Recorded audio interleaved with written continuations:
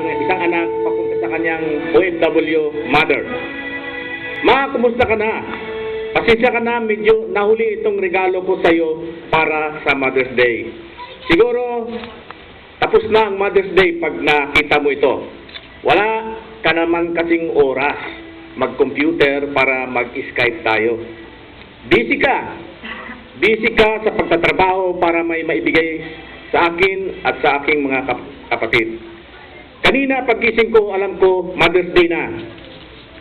Tapos naisip ko, kailan ba ako huling nagpapasalamat sa mga ginawa at ginagawa mo pa rin hanggang sa ngayon para sa akin? Sa lahat ng pagod, hirap, sakripisyo, at lalo na sa pagmamahal mo, kahit sobrang dami na ng nagawa kong kalukuhan at kahit ilang beses mo na ako at paulit-ulit na sinirmonan, andyan ka pa rin para sa akin. Sorry kung napakatigas ng ulo ko minsan, pero lagi pa rin akong nagpapasalamat sa Diyos na ikaw ang binigay niya para maging ina ko. Kahit ngayon na medyo matanda na ako, nandyan ka pa rin para sa akin, alagang-alaga mo pa din ako, lalo na pag umuwi ka dito sa Pinas. Kulang ang pasasalamat para sa iyo sa dami ng nagawa mo para sa akin.